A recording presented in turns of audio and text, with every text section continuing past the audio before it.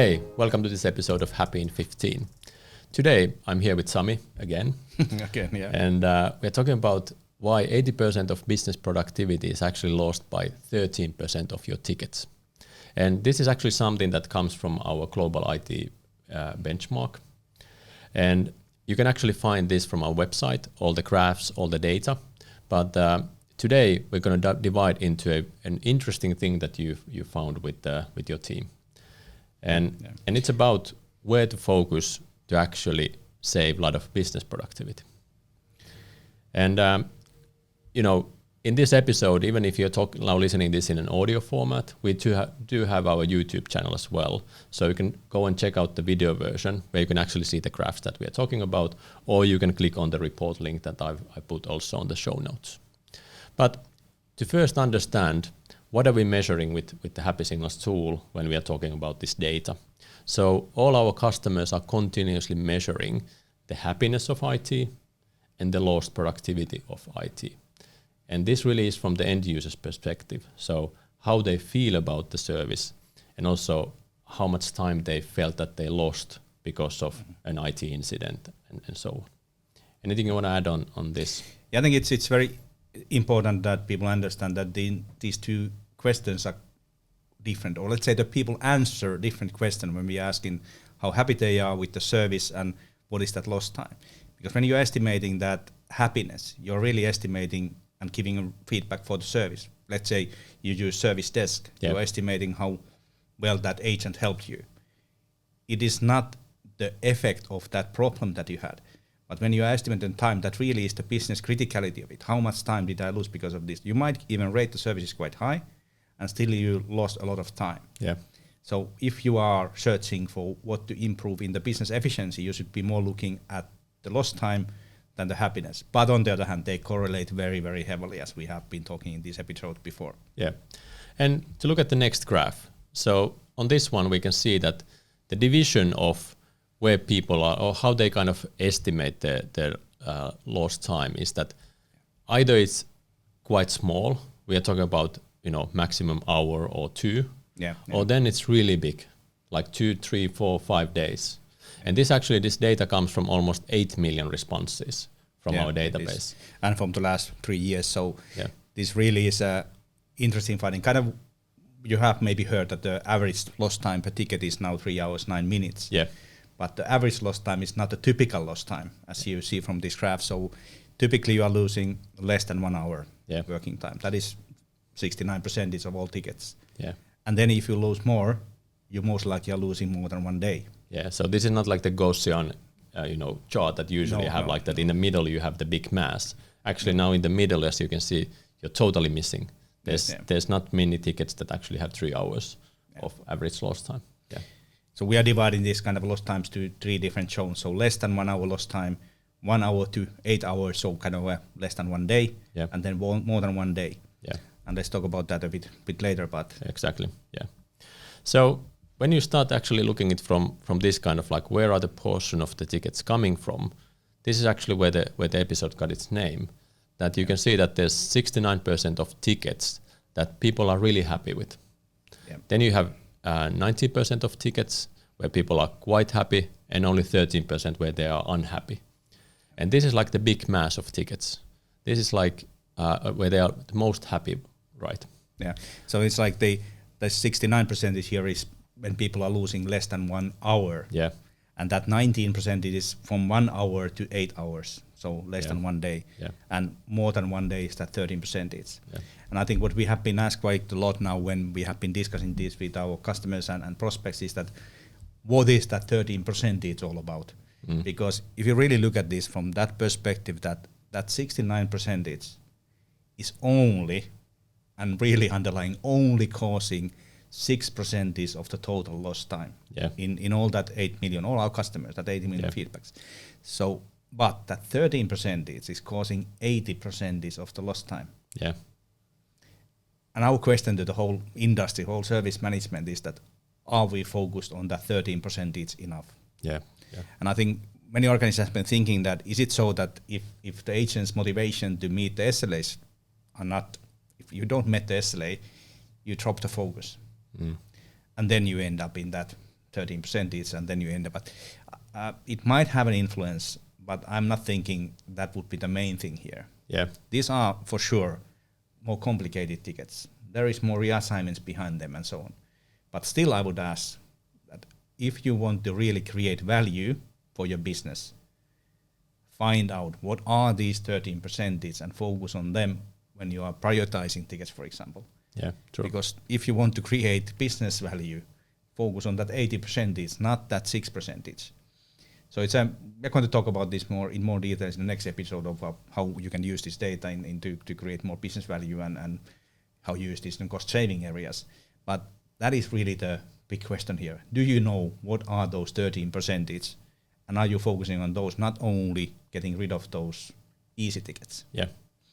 And I know this is a challenging one, and it's like then you cannot pressure only your outsourced first line service desk. You have multi-layer vendor structures there and so on. But if you don't do that, you are missing the opportunity to save that 80% of the business time. And I think this is one of the reasons why there is that watermelon. True. Even because it's if you have ever one of those 80% these lost time cases where you lost several days, you will remember that as an end user or a director. And that reputation of IT stays bad if you have not done enough to reduce those complicated tickets. So it's hard to say, but it's not enough to be good in the easy ones. Yeah. It's still like you said, the watermelon is a good example here, because when you have so much of those tickets where they are easy to handle, people don't lose time, they are not really critical for them. Everything looks fine. Yeah. Like you said. So what's the challenge? Like, do people know where these are, or I think that is kind of the thing where sorry for a small commercial in the podcast, but this is where we can help. Because if you don't ask people about that lost productivity as we are doing, you don't find these. In our tool, you can just with one click, you can select all those tickets where you have lost that more than 1 day, and then you can find out which services which vendors are involved and so on. And I think that is one thing that will help you then to really focus on the things that matter for your business. Yeah. What I would also say that now when things are harder or getting harder when it comes to IT cost savings and that kind of stuff, you can also use this data to save money, meaning that move resources from that 69% to that area where you can create more value. So it's not that you have to only add resources, but you can because that's a good point. I mean, if the 13% are the ones that are difficult tickets, how could you get more resources for those? And like you said, what do you do for the 69%? Yeah, it might be that it's not only that those are working quite well already in most organizations. As you said, only 6% is from those tickets. Yeah. So yes, you are using maybe portals and using chatbots and so on, and they are helpful in that area mainly. But when it comes to how you prioritize tickets in your service desk, then I would focus on this 13%. So getting them in top of the prioritization in the service desk, not so that you only focus on the fast ones. Yeah. Because in many of those 69%, those easy ones, even though it would take longer to solve it, it would still mean that it's not creating more lost time from the end user side. So recognizing from that lost time estimate from end users, recognizing which are the business critical ones that should be on top of the prioritization and not focusing on sometimes the volume tickets are so easy that it doesn't matter for end users as well. Okay, some of them, of course, password resets and so on, of course you have to handle them fast because that would mean lost work time quite fast if you are not able to use the tools. Yeah, but that probably comes then to the automation and this kind of thing, that let people handle these easy tickets by themselves. Don't spend your service desk resources on the 69% of tickets. From there, just automate them because they don't really impact the end user. And what we know also from the benchmark data we have, that when people are actually providing the service, they usually provide a good experience. Yeah. And now probably, like you said, it's this, maybe this 13% is the one where you have multi-vendors and it's like, it's not my business and let's just put it, I'll move you to the next person. Maybe focus on solving those and use your resources on that and just automate the easy ones. Exactly. Yeah. Any other key takeaways from this? I know you also did a full webinar on the whole report, but what else? Any conversations you had with others? What comes to mind? Like how people have been reacting when they see this graph? I think this has been for me, this is personally maybe the biggest finding in the history of our happiness score report, to be honest, because it's really, I think this data should be challenging the whole industry. Are we focused on the right stuff? Yeah. And again, this is based on 8 million feedbacks. So if you are not focused on this one, think about it. And that what I'm enjoying here.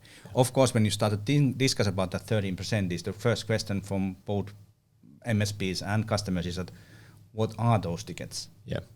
And what we have learned by now is that they are those ones that have been reassigned many times. And of course, that is logical. When you look at the earlier and even this report, every time ticket is reassigned, you are losing 10 points in happiness and you're adding 1.5 hours to lost productivity. Yeah. So these are complicated tickets typically. The other question that I have been, what we already discussed, is that is this caused by that SLAs? Yeah. That when you are last meeting those, you dropped the interest. I cannot say. I really cannot say yet if this is really one thing behind it. Kind of it makes sense because the SLAs, if you have sanctions on them, they will force your MSP to work in a certain way or your services with internal. And that might have an influence here that if you lose the interest, then you lose the interest totally. And then things happen in the very, very late state. But that is not your vendor problem. It is your problem as a customer. But that's a... Yeah. I think this was now like a good intro for the finding, and I think we'll start digging into it. I think we'll do the next episode looking at really from the focus point of view. What does it mean from cost saving points of view and so on. Yeah. So maybe that's a wrap for this episode. We'll keep adding to this one, and So if you didn't yet hear that, you can also check this from our YouTube channel. Please go and check that out because then you can visually see all the graphs that we are showing in the podcasts. That's it. And I think, Pasi, for this, if somebody wants to have one-to-one discussion about this with me, more than happy. Book such a meeting with me, send an email, LinkedIn, and let's have a discussion. This is so interesting for me as well. Yeah, that sounds good. Hey, as we usually end this, stay safe and stay happy.